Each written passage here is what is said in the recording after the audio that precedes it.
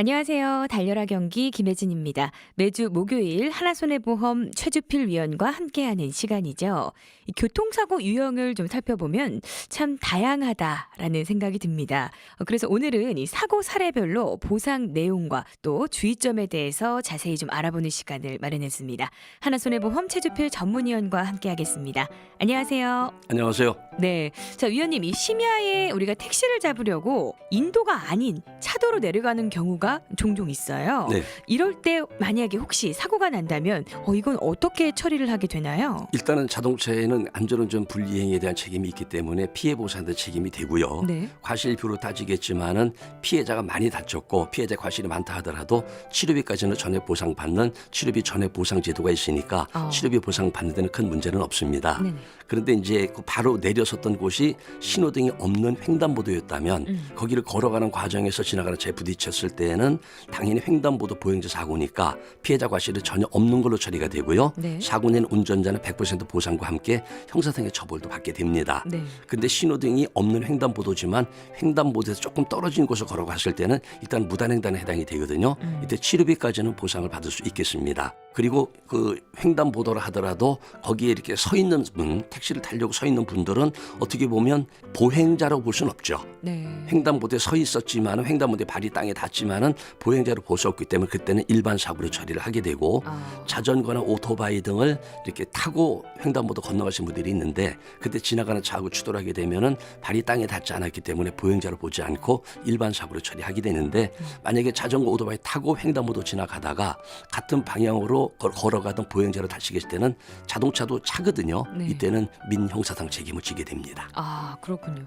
우리가 이제 대중교통을 이용할 때 버스 이 손잡이를 잡고 타잖아요. 네. 그런데 만약에 이 손잡이를 잡지 않은 상태에서 이렇게 넘어져서 다쳤을 때 피해자에게 이게 어느 정도 과실 책임을 묻게 되는 건가요? 일단 탑승자가 자리에 앉아 있거나 아니면은 입석인 상태에서 손잡이를 잡고 있는 상태에서 버스를 운전하시는 분이 급 핸들을 조작하거나 급제동을 하는 과정에서 만약에 탑승자가 다쳤다면 탑승자의 과실은 없습니다. 네. 100% 보상을 해야 되는데 버스 안에서 그 탑승자가 이동하는 과정에서 넘어질 경우에는 버스의 과실이 한 70% 정도, 그다음에 동승자, 탑승자나 30% 정도 책임을 지게 되는데 이때도 역시 치료비까지는 전액을 보상받을 수는 있겠습니다. 아, 그렇군요.